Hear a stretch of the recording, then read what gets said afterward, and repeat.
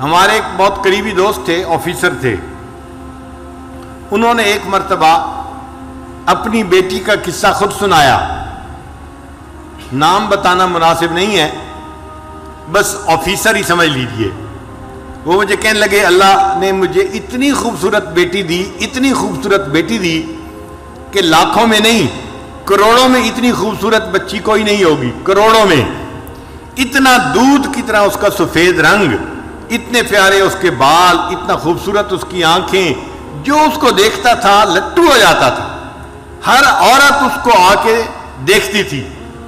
کہنے لگا کہ میرے گھر میں عورتوں کا، محلے کی عورتوں کا مجمع لگا رہتا تھا، عورتیں کہتی تھیں کہ اس کے گھر کے قریب سے ہم گزرتی ہیں، ہمارا دل چاہتا ہے ہم اس بچی کو دیکھیں، ہم بچی کو دیکھنے کے لیے آئے ہیں۔ کہنے لگی وہ بچی ذہین بھی اتنی تھی کہ بلا کی ذہین، اس کو میڈیکل میں داخلہ مل گیا اور وہ میری بیٹی ڈاکٹر بن گئی، اور ڈاکٹر بھی ایسی کانفیڈنٹ تھی کہ سرجن ڈاکٹر بنی۔ کہنے لگا خوبصورت بھی تھی اور قابل بھی تھی، سرجن ڈاکٹر بھی تھی، اس کو ہاسپٹل میں ایک بہت اچھی جاب مل گئی۔ اب جب اس کی عمر 28 سال ہوئی تو میں نے اس کے لیے رشتے ڈھونڈنے شروع کیے۔ کہنے لگے رشتے کا نام لینا تھا کہ رشتوں کی تو بھرمار لگ گئی، ہمارے پاس اس بچی کے لیے 100 رشتے تقریباً آئے۔ اب ہم میاں بیوی پریشان تھے، کس کو ہاں کرے اور کس کو نہ کرے۔ یہ وزیر کا بیٹا ہے، یہ امیر کا بیٹا ہے، یہ فیکٹری والے کا بیٹا ہے، یہ بزنس مین کا بیٹا ہے، اور بڑے بڑے نامی گرامی خاندانوں کے رشتے بیٹی کے لیے۔ ہم چاہتے تھے کہ کوئی رشتہ فائنل کر دیں، مگر میری بیٹی کے اندر عجب اور تکبر بہت تھا، جو رشتہ آتا وہ کوئی نہ کوئی اس کے اندر عیب نکال دیتی۔ یہ لڑکا تو دیہاتی نظر آتا ہے، میں اس سے شادی نہیں کروں گی۔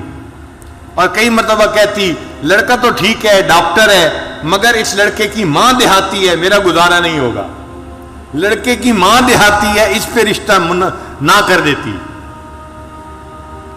کہنے لگے کہ 2-4 سال تو اسی طرح گزر گئے، روز کا کام تھا، رشتے آتے اور بچی نہ کر دیتی، اور ہمیں رشتے پسند بھی آتے کہ لڑکا سمجھدار ہوتا، تعلیم یافتہ ہوتا، اور اچھا اس کا کام کاروبار ہوتا، مال پیسے والا ہوتا، سارے وسائل اس کے پاس ہوتے، مگر بچی کا دل مطمئن ہی نہیں ہوتا تھا۔ اور جب ہم اسے کہتے کہ بیٹی رشتہ تو اچھا ہے، تو بیٹی آگے سے جواب دیتی ان رشتوں کا کیا، یہ تو سینکڑوں رشتے جو ہے آ سکتے ہیں، ان کا کیا ہے۔ کہنے لگے کہ 3-4 سال کے بعد اس کی عمر 34 سال ہو گئی، اب رشتے آنے ذرا کم ہو گئے، مگر بچی کو پھر بھی یقین تھا کہ میرے لیے ضرور اچھا رشتہ آئے گا۔ رشتے والوں کو آخر کیا چاہیے جو میرے پاس نہیں ہے؟ اس کو ناز تھا اپنے حسن پہ، اپنی تعلیم پہ، اپنی سمجھداری پہ۔ کہنے لگا کہ پھر اس کے تکبر کی وجہ سے ایک عذاب آیا۔ باپ اپنی بیٹی کا واقعہ خود سنا رہا ہے، کہتے کہ میری بیٹی کے اوپر عذاب آیا، اس نے کسی مریض کی سرجری کی، اور سرجری کرنے کی وجہ سے اس کو کوئی ایسا انفیکشن ہوا کہ میری بیٹی کے ہاتھوں کی جو جلد تھی وہ ساری کی ساری ایسے ہو گئی جیسے مردہ ہوتی ہے، کسی بوڑھے کی ہوتی ہے۔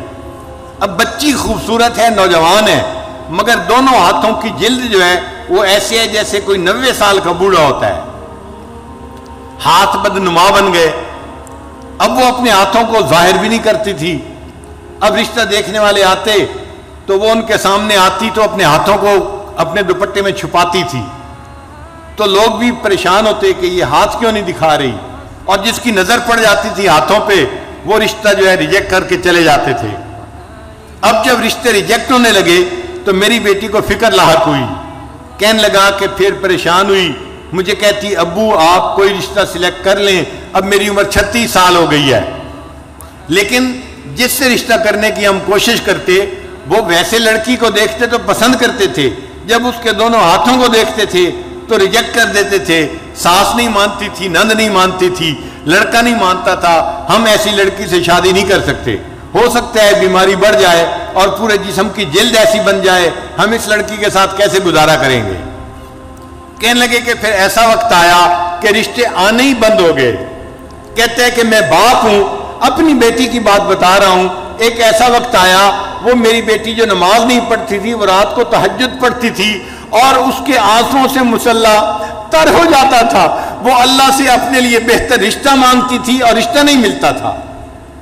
میں نے اپنی بیٹی کو جو ذلیل ہوتے دیکھا تو میں باپ ہو کے بتا رہا ہوں کہ واقعی انسان گناہ کرتا ہے، اس کی سزا آخرت میں تو اس کو ملے گی صحیح، اللہ تعالیٰ دنیا میں بھی اس کی سزا بندے کو دے دیتے ہیں۔ ایسا اس کا تکبر ٹوٹا کہ ایک دن مجھے کہنے لگی، ابو آپ کسی ریڑھی والی سے ہی میری شادی کر دیں، اب تو میری عمر 40 کے قریب ہونے لگ گئی ہے۔ اب وہ ڈاکٹر جس کو اپنے حسن پہ ناز تھا، جو سمجھتی تھی میں حور پری ہوں اور کروڑوں میں میری جیسی کوئی خوبصورت نہیں، وہ بچی اپنے باپ کو کہہ رہی ہے بھلے کسی ریڑھی والی سے ہی اب میری شادی کر دیں، میری عمر 40 سال ہونے کو ہے۔ تو گناہوں کی سزا مختلف شکلوں میں ملتی ہے، ان میں سے ایک شکل بیماری بھی ہوتی ہے۔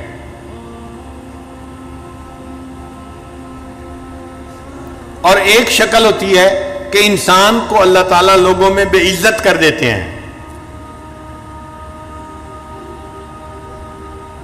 لوگوں کے دل سے اس کی عزت نکال دیتے ہیں۔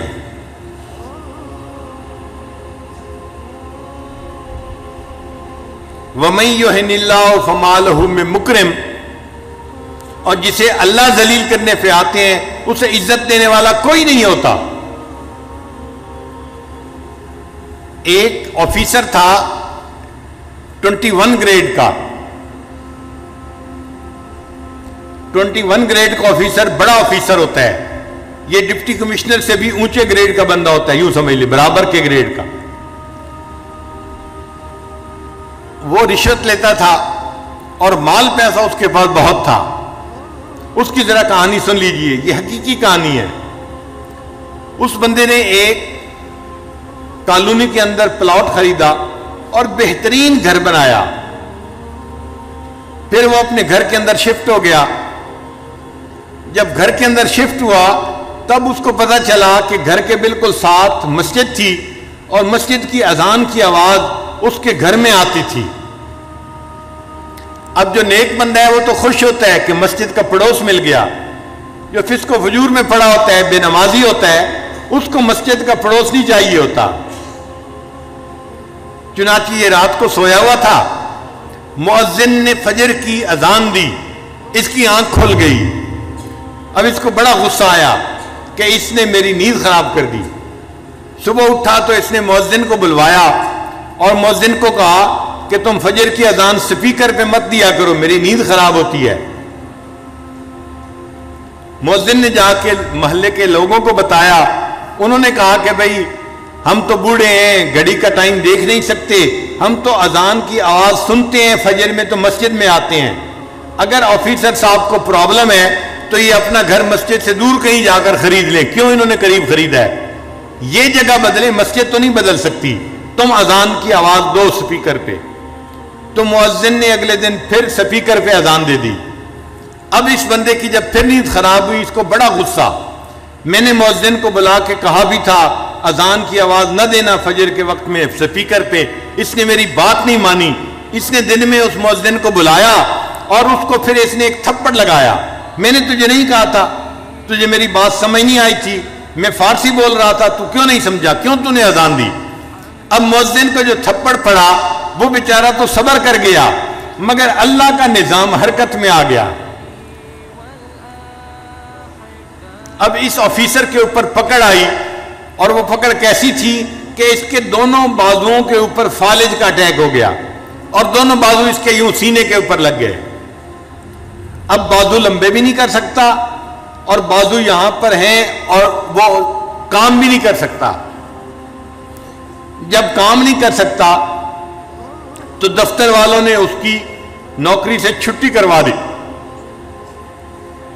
وہ جو رشوت کا پیسہ آ رہا تھا، ایک پائپ لائن لگی ہوئی تھی پیسے کی، وہ سب ختم ہو گئی۔ اب یہ گھر میں پڑ گیا، بیوی خدمت کرنے لگی، مگر مزاج افسرانہ تھا، شاہانہ تھا۔ بیوی کھانا لاتی، اس میں عیب نکالتا، گرم نہیں، نمک ایسے نہیں، فلاں ایسے نہیں، ہر چیز میں عیب۔ اب بیوی بھی تنگ آ گئی کہ میں سارا دن خدمت بھی کرتی ہوں اور چھوٹی چھوٹی باتوں پہ یہ اتنا غصہ بھی کرتے ہیں اور بچوں کے سامنے مجھے ڈانٹتے ہیں۔ ذرا ذرا سی بات پہ یہ بیوی کو گالیاں دینے لگ جاتے. 1 سال بیوی نے گزارا کیا. پھر ایک دن بیوی نے کہا کہ دیکھیں میں نے 1 سال آپ کی بیماری میں آپ کی دن رات خدمت کی ہے. میں انسان ہوں, میں تھکی ہوئی ہوتی تھی, آپ کی خدمت کو ترجیح دیتی تھی, آپ نے میری خدمت کی قدر نہیں کی, آپ نے بچوں کے سامنے مجھے گالیاں دیں. میں خاندانی لڑکی ہوں, میں اتنی گری پڑی لڑکی نہیں کہ آپ مجھے بات بات پہ گالیاں دیں. میں اپنے بچوں کو لے کے جا رہی ہوں, آپ جانے, آپ کا کام جانے. تو ماں نے اپنے بچوں کو لیا اور اپنے ماں باپ کے گھر چلی گئی. اب یہ اکیلا پڑا ہوا ہے, گھر میں کوئی کھانا پوچھنے والا نہیں, دینے والا نہیں. ہمسائے میں بھائی رہتا تھا, بھائی کو پتا چلا تو بھائی اس کو گھر لے کے گیا اور اس نے اپنے بھائی کو کہا کہ دیکھو اب تم میرے چھوٹے بھائی ہو, میں نے ساری عمر تمہارے ساتھ اتنا احسان کیا ہے, تم میری خدمت کرو, میں تمہارے باپ کی جگہ ہوں. تو بھائی گھر لے کے چلا گیا. اس نے اپنے بیوی بچوں کو کہا کہ میرے بھائی کی خدمت کرو, یہ بیمار ہے. مگر جو مزاج بگڑا ہوا ہوتا ہے وہ تو ہر جگہ بگڑا ہوا ہوتا ہے. اب بھائی کے گھر میں بھی اس کا حال یہی کہ بھابھی چائے لے کے آئی, یہ تو گرم نہیں ہے, اور تمہیں تو سلیقہ نہیں ہے, تمہیں تو فلاں نہیں ہے. تو بھابھی اس کی باتیں کیسے برداشت کرتی. اس نے چند دن دیکھا, چند دن کے بعد اس نے اپنے خاوند کو کہا یا تو تم بھائی کو گھر پہ رکھ لو یا پھر مجھے گھر پہ رکھو, ورنہ میں گھر سے جا رہی ہوں. اب بھائی کو اپنا گھر بھی ٹوٹتا نظر آیا. ایک دن بھائی نے آ کے اس کو سمجھایا, میری بیوی آپ کی خدمت کرتی ہے, میرے بچے آپ کی خدمت کرتے ہیں, آپ ان کو کیوں ڈانٹتے ہیں, کیوں ان سے غصے ہوتے ہیں. اس نے بھائی کو بھی جو ہے وہ سنانی شروع کر دی, تم رن مرید ہو, تم بیوی کے جو ہے وہ جو ہے غلام ہو, تم کوئی انسان ہو, تم مرد ہو, تمہارا یہ حال ہے, تمہارا یہ حال ہے. اب جب اس نے بھائی کو اس کے بچوں کے سامنے ڈانٹا تو بچوں نے اپنے باپ سے کہا ابو جی اس بھائی کو یہاں سے چھٹی کراؤ. بھائی کو بھی غصہ آیا. تقریباً دن کے کوئی 9 بجے تھے, گرمی کا موسم تھا. اس نے اپنے بچوں کے ساتھ اس کی چارپائی کو اٹھایا اور اٹھا کے اس کو باہر جا کر گلی کے اندر رکھ دیا. سڑک تھی دروازے کے اوپر. اب یہ سڑک کے کنارے پڑا ہوا ہے اور اس کی جو ہے وہ پوچھنے والا کوئی نہیں, اس کو کھانا دینے والا کوئی نہیں. جب سورج اور بلند ہوا تو گرمی بھی تھی, پسینہ بھی تھا, اور اللہ کی شان دیکھیں اس دوران اس کو ٹانگوں پہ فالج ہوا اور اس کی ٹانگیں بھی جیسے ہاتھ سینے پہ لگے ہوئے تھے, ٹانگیں بھی سینے کے ساتھ لگ گئیں. اب یہ گوشت کا لوتھڑا بن گیا, نہ ہاتھ ہلا سکتا ہے نہ پاؤں ہلا سکتا ہے, صرف دیکھ سکتا ہے, بول سکتا ہے. سڑک کے کنارے پڑا ہوا ہے.